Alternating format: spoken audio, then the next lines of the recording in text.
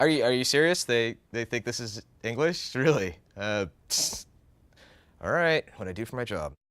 Good day, Australia. I hear you blokes and Sheilas are mad as a cut snake for Gears of War 3.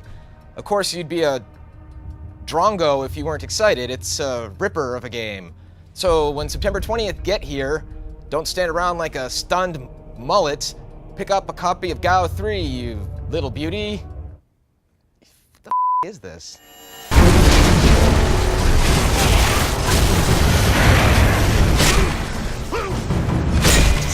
So Gears of War 3 is a culmination of everything that's been building up from Gears 1 to Gears 2, ultimately to Gears 3. The coalition of ordered governments has fallen, an infection is spreading across the land, causing all the locusts to become lambent, and it's up to Marcus and his friends to clean up the mess. Marcus Phoenix is a man who's haunted. He saw his father die before him years ago and ultimately wound up going to prison for that.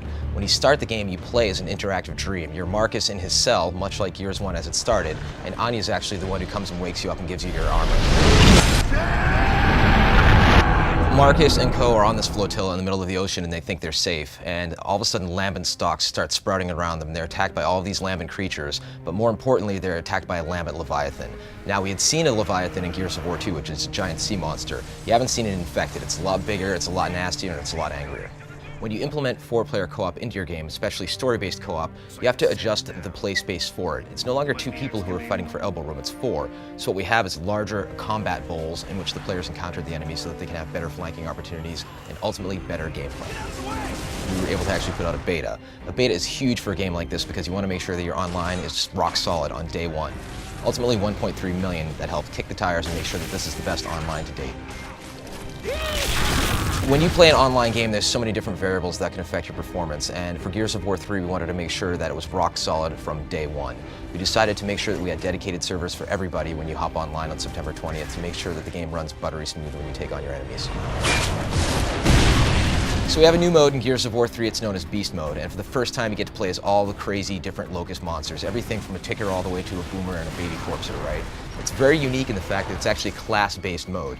Each creature has unique abilities that need to supplement each other, and you need to take out all those pesky cog soldiers within the allocated time period.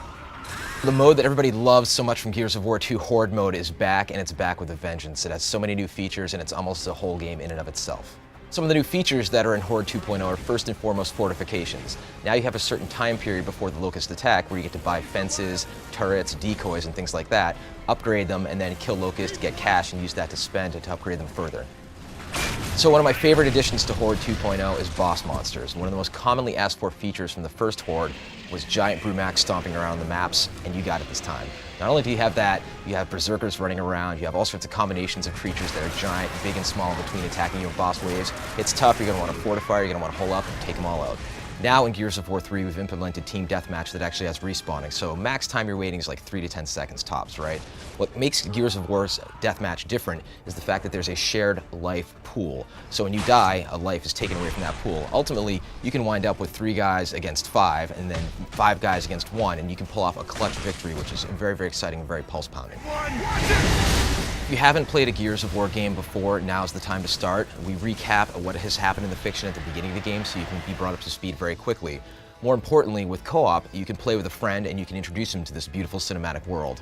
Now, not everybody's amazing at shooters, so what we've implemented is the ability for one player to be at a hardcore difficulty while the other player can play as casual and they can help each other through the cinematic adventure. So we're introducing a new thing for Gears of War 3, it's called the Season Pass. And what this means is that day 1, you can pre-purchase all of the DLC for the game. We're going to expand all of your modes, it's not just going to be some multiplayer maps. Versus is going to get better, Horde Mode is going to have some cool new treats in it, and Campaign is going to have some great new expansions down the line, so you want to keep your eyes peeled for that. Not only do you get 33% off of the full price of all the future DLC, you also get a special Liquid Chrome weapon set, which is actually quite cool. The beta was absolutely incredible, pre-order numbers are nuts, and we think the launch is going to be amazing on September 20th. Go Commando.